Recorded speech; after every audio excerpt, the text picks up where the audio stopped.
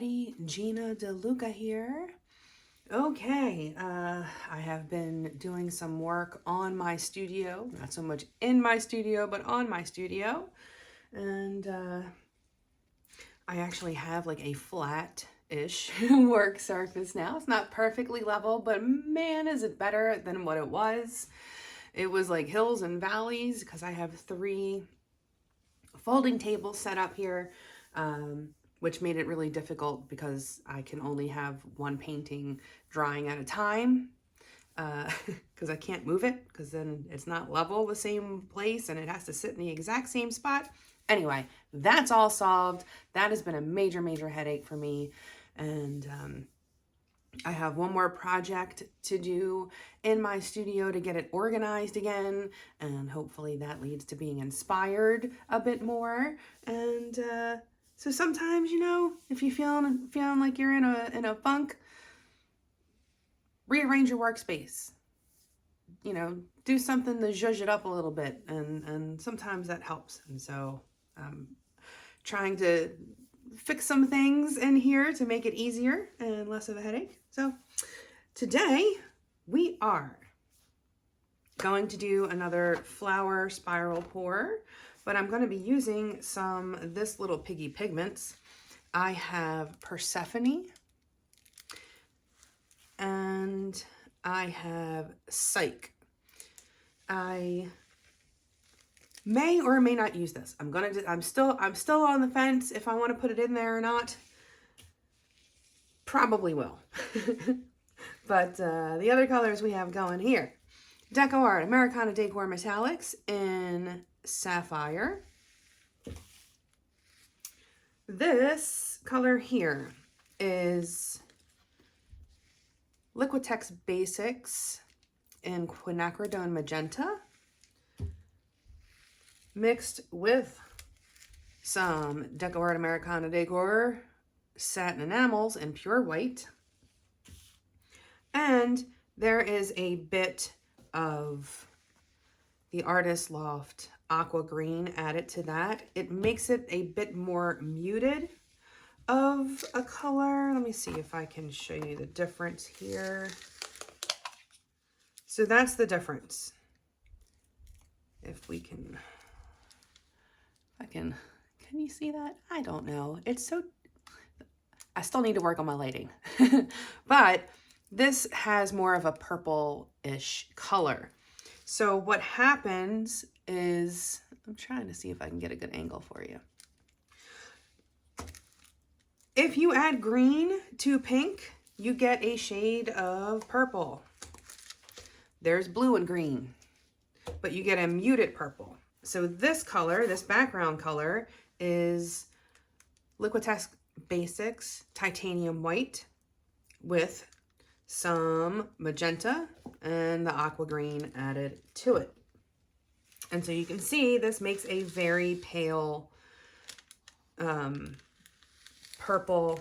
It's like a dusty purple, but it gives you a muted color because you have all 3 colors going on there. There's a little bit of color theory here. Green has blue and yellow in it. You know, the magenta, just consider that your red. If you have red and blue and yellow, that's all 3 of your primary colors. But the amount that you use of each color can really make, you know, something amazing happen. If you would think about mixing pink and green together, you might automatically think mud, but this is not mud. This is a beautiful color. These paints have been mixed. 1 part paint, 2 parts Floetrol.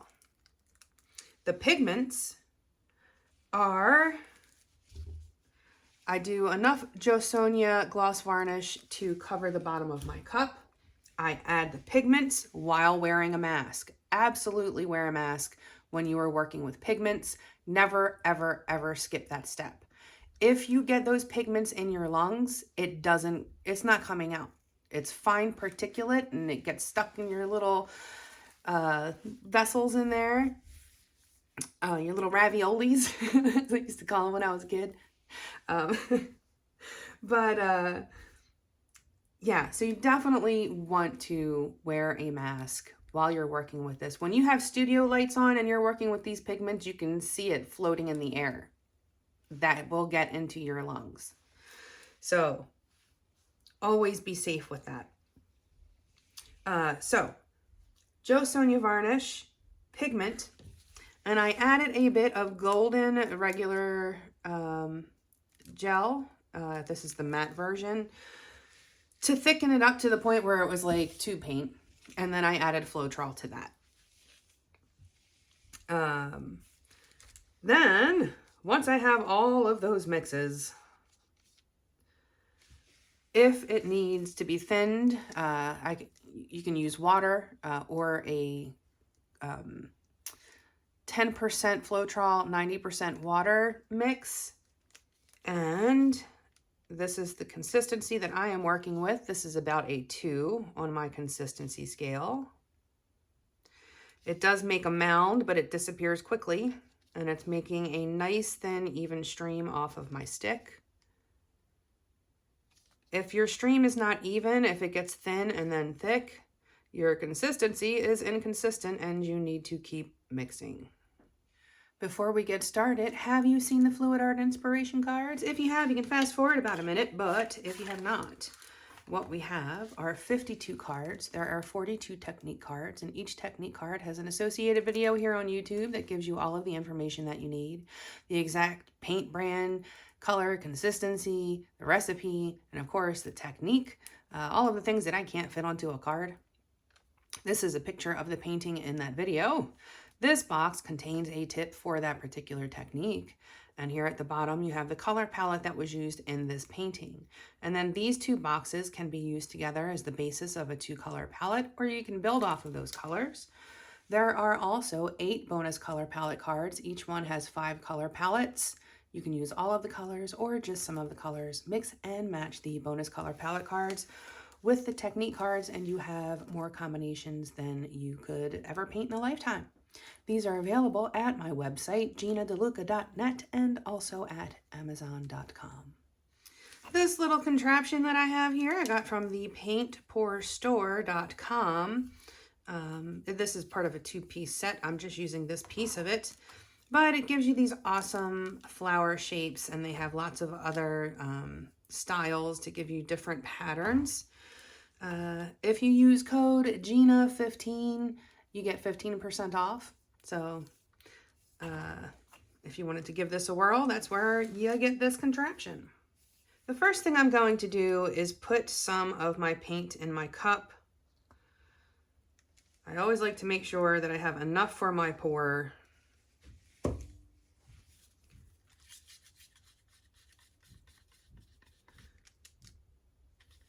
And it is always good to check your consistency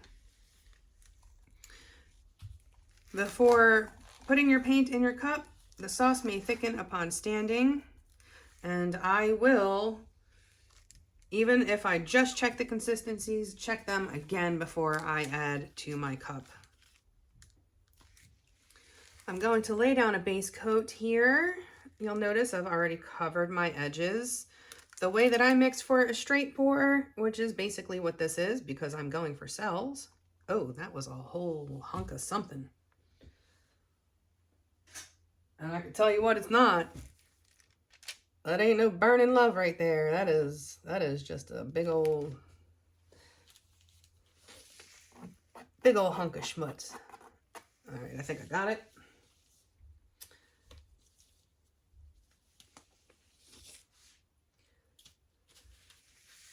Right, so the edges are already covered because I mix my paints pretty thin for a straight pour.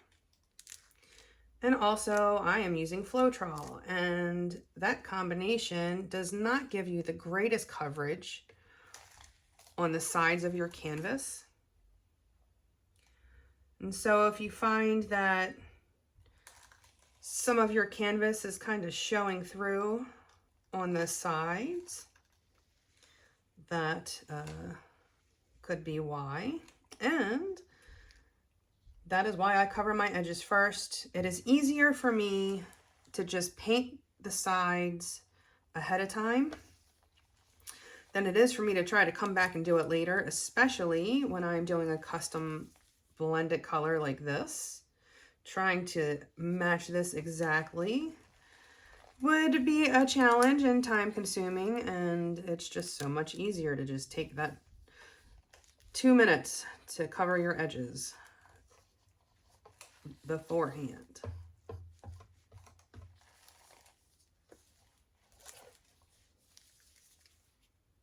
The reason we lay down a base coat is because we want the paint to slide around evenly and smoothly.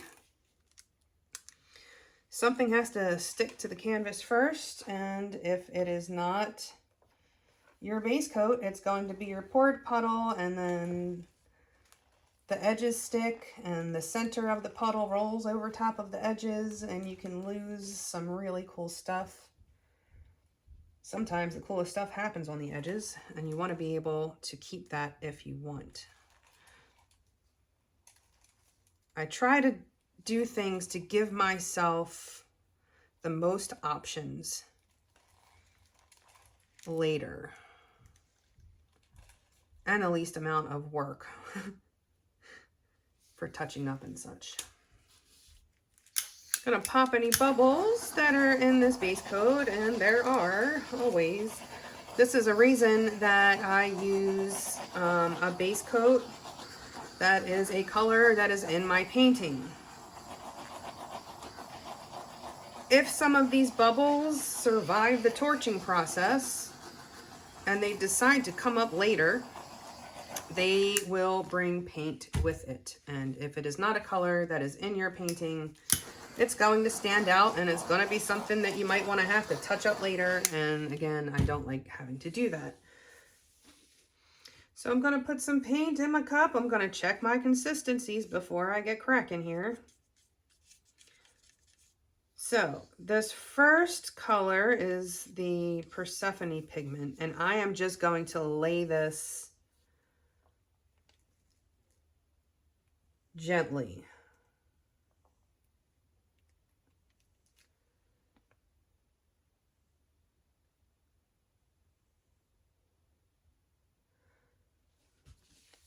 The way that you load your cups makes such a big difference in how it comes out of your cup and how the paints react to each other. So this is a little experiment that I'm doing. Now, let's see, this is thicken up just a little bit. I need to thin that out a hair. Always check. I just checked and it thickened up again, so it pays to be thorough.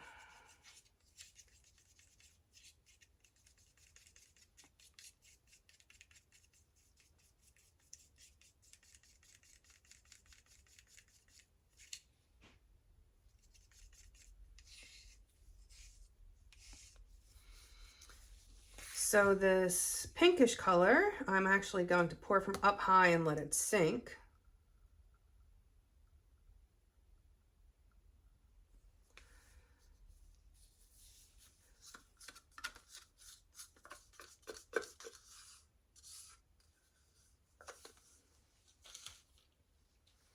And I will do the same with the blue, which also thickened up.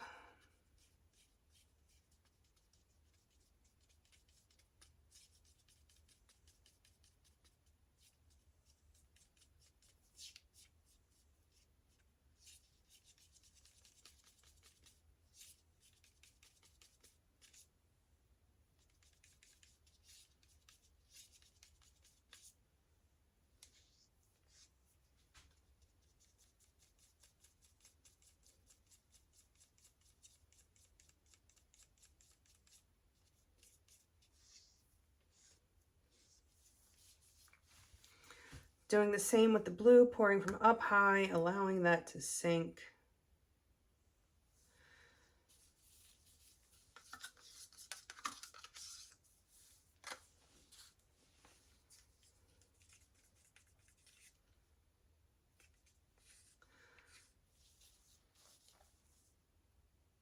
I don't think I'm going to do a lot of green.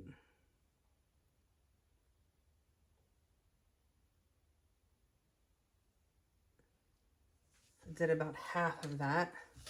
And I have some of my base coat in reserve here. Going to go over top. This will allow my cell makers to react with that. All right, so I'm going to place my little flower maker in the center of my canvas. I'm going to take a few seconds to make sure that it is indeed centered. Okay, I feel like that is centered. You can see things are already trying to make cells in there. I'm going to pour and spin. I'm spinning clockwise.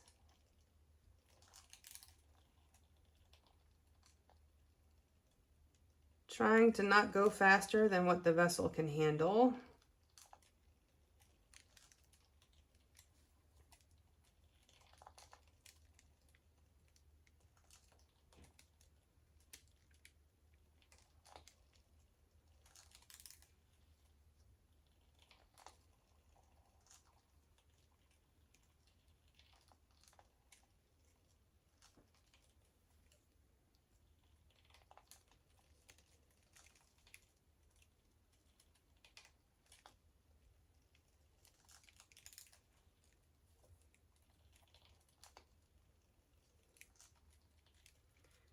Trying to stay as much in the center as I can.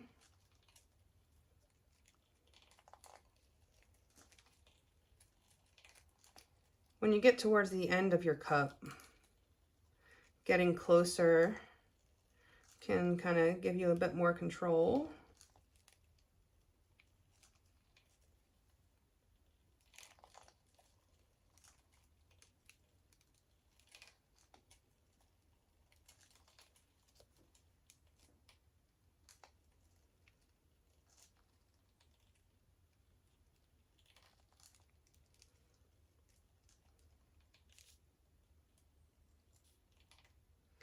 I'm hoping to get some of that blue or pink at the bottom of this cup for my center. Here comes some blue.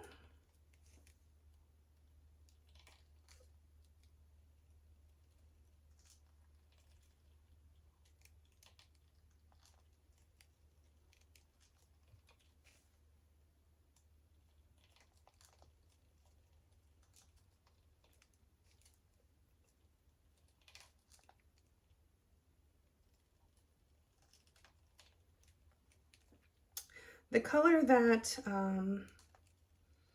as far as these cell makers go, the color that goes in last, if I'm doing the letting it sink thing, that typically ends up at the bottom of my cup, just a bit of it, but that is the center of the painting. That is the part that gets stretched the most. So it actually becomes your focal point, and you only need a tiny bit of it for it to work. Oh, I see a little bit of pink. I would love to get some pink in that center. This requires a lot of patience and a steady hand. Not gonna lie.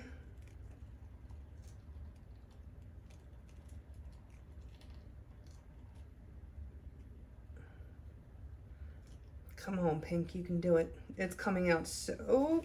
Okay. It said no.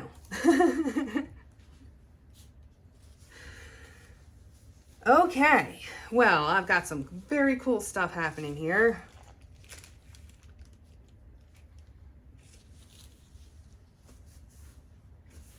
So,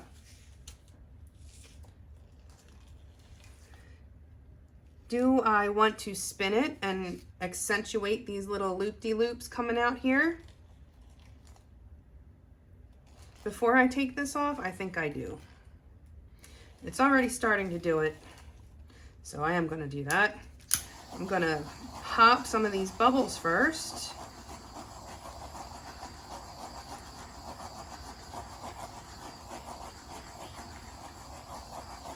So as I mentioned, when we pop bubbles, it brings paint with it. So if some of these bubbles that get popped are from the underlying layers, it brings that paint with it. And the DecoArt paints are hydrophobic. They are matte when they dry in comparison to the Liquitex paints. And what happens with that is the matte paints have a hydrophobic effect and they push away the glossier paint.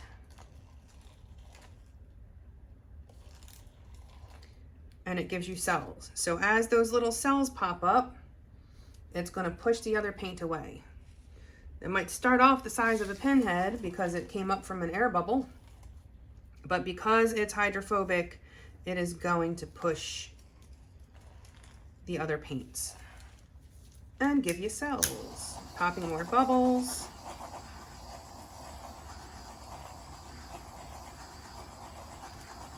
As it sits, more bubbles pop up, and I will keep popping and allow these cells to develop before I stretch. That will give me bigger cells. If I let the cells pop up now and then stretch it, I get bigger cells.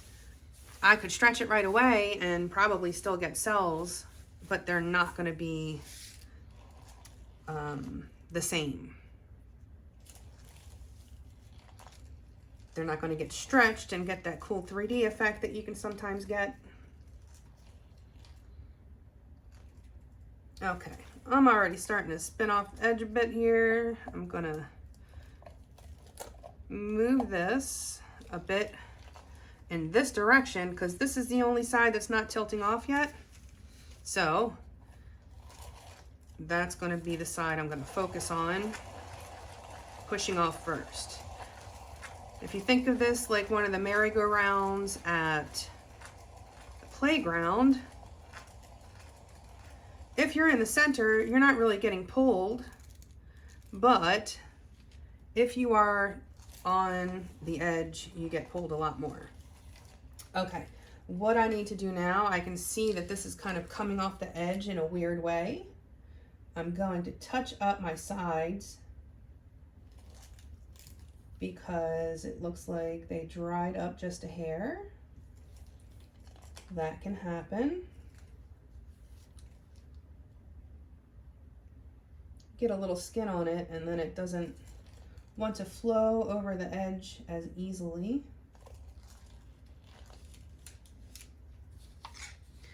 It's one of the reasons why I like to keep a bit of my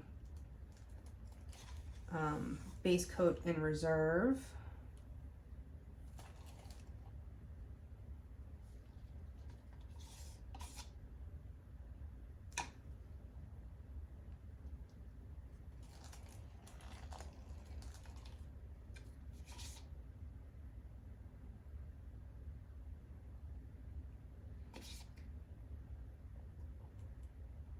Thinking ahead, always thinking ahead. When you've made mistakes enough times, you learn to prevent them. Prevention is just so much easier and less annoying than trying to fix something that has gone awry.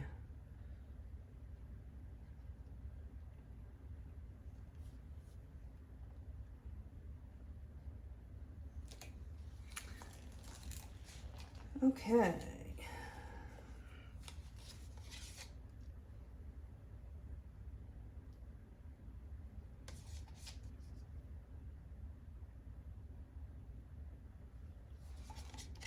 Let's see, how are the rest of those corners looking? Give this one a bit more juice as well. It does not hurt to smooth that out and give it a bit more of a wet background to slide on. Again, when this is sitting, it can form a skin and makes it harder to tilt. You know, you want to let it sit so those cells develop, but then your base coat can also thicken up on you. The sauce thickens upon standing, y'all. Okay. And I like to let these cells develop too, so I don't mind touching up these sides while that happens.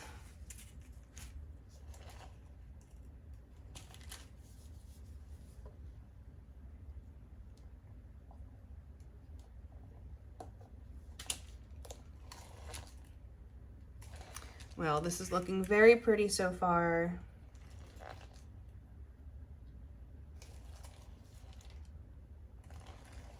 I'm going to give this a bit of a spin.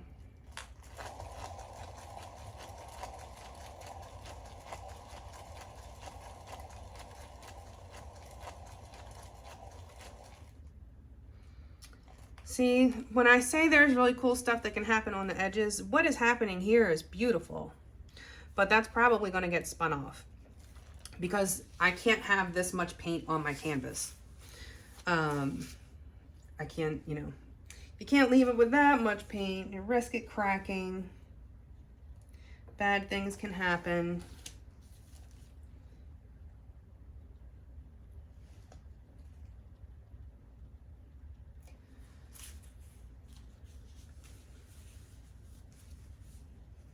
But that's just what's going to have to happen, I think, unfortunately, because I can't leave that much paint on there. And if this were not meant to be a symmetrical piece, I would probably just tilt it all off and keep at least like one of those sides there, but it's not in the cards for this one.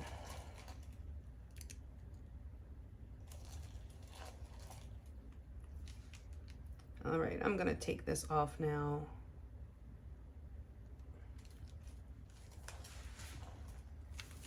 And let's give her a twirl. Oh, that was not that fast. Not trying to fling it to the walls. Don't know my own strength today. Okay, this corner is not covering quite as easily, so going to make sure that the edges are nice and juicy. And then I'm going to push it in that direction just a bit. So that side gets pulled more than any of the others.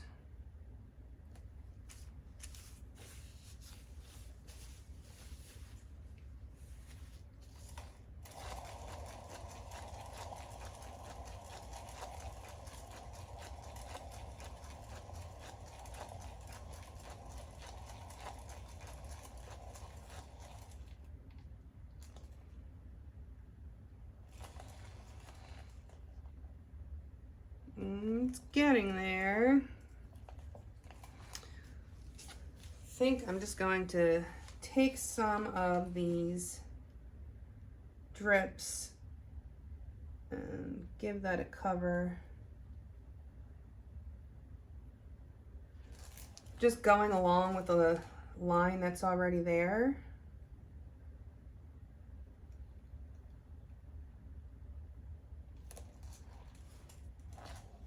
Typically, all the corners need a little bit of love because the actual very tip of the corner doesn't usually get covered.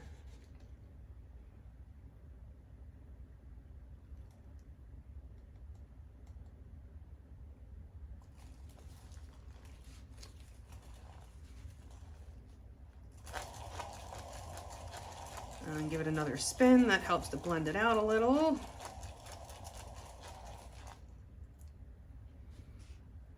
Okay, good. So I have some of those bluish pink cells that seem to be popping up in these little veins here. So that makes me happy. I don't think I'm going to lose them completely.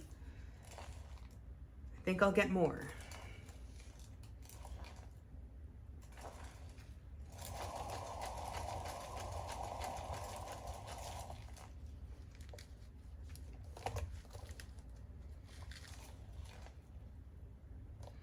Let's see, how are we doing? How much paint is still on here?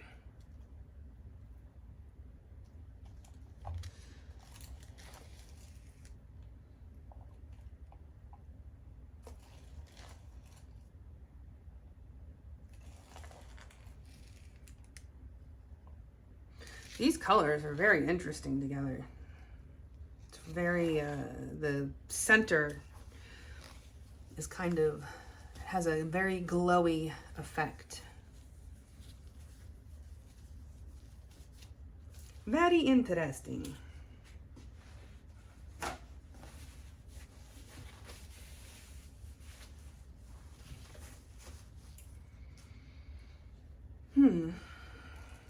Okay. Do I want to continue spinning?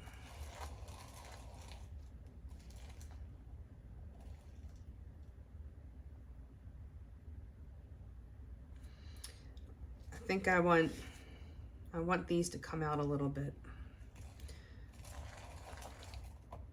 So I'm going to push it in that direction and give it a little spin.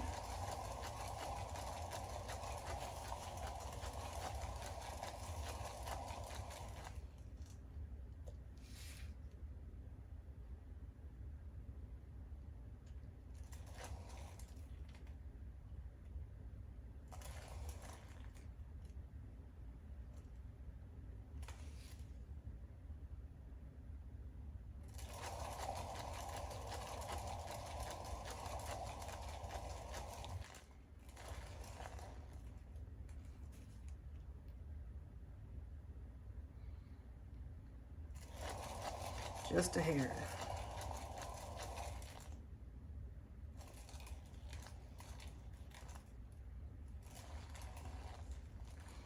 Okay. That works for me. All right, so I am going to let this sit and see what develops in the meantime, and then I will bring you in for a close-up. Back in a few. Okay, here it is. This one has a really nice glowing effect to it. That center really glows. This like kind of peachy pink color was a surprise. I guess that's maybe some of the pigments in the Persephone laying on top of maybe that pinkish purple. But it's hard to tell in this light, but there is a shimmer on top of that. So I'm thinking that is probably what happened. I don't know if I'm going to be able to capture any of that.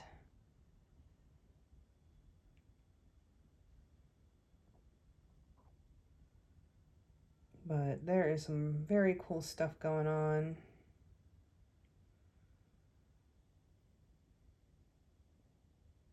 I'll definitely be interested to see how this dries.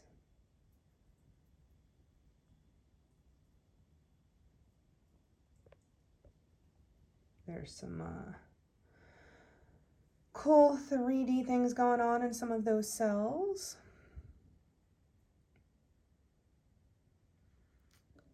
But I love the glowing aspect of this. That's my favorite part. That just looks so cool to me. Very glowy. But I hope you learned something. I hope you enjoyed. I'm probably going to keep experimenting with the different layering techniques and seeing what kind of different results I get from that.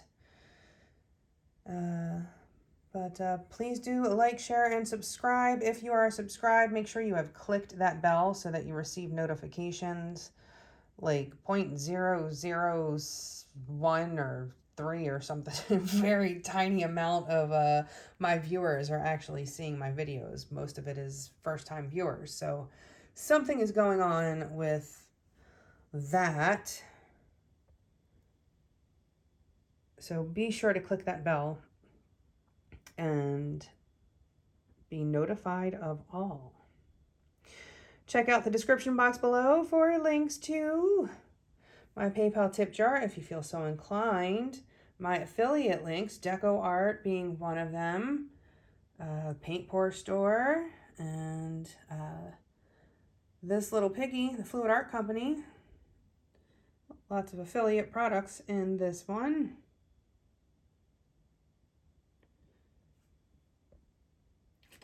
Also in the description box, you will find my website, GinaDeLuca.net, where you can find my art and music and the fluid art inspiration cards for sale. And you will also find the link to our Facebook group. Go make some art, join us there, post your masterpieces, ask some questions, get some inspiration. A good time is had by most. Yeah, that looks cool to me. I'm just saying. That is pretty nifty.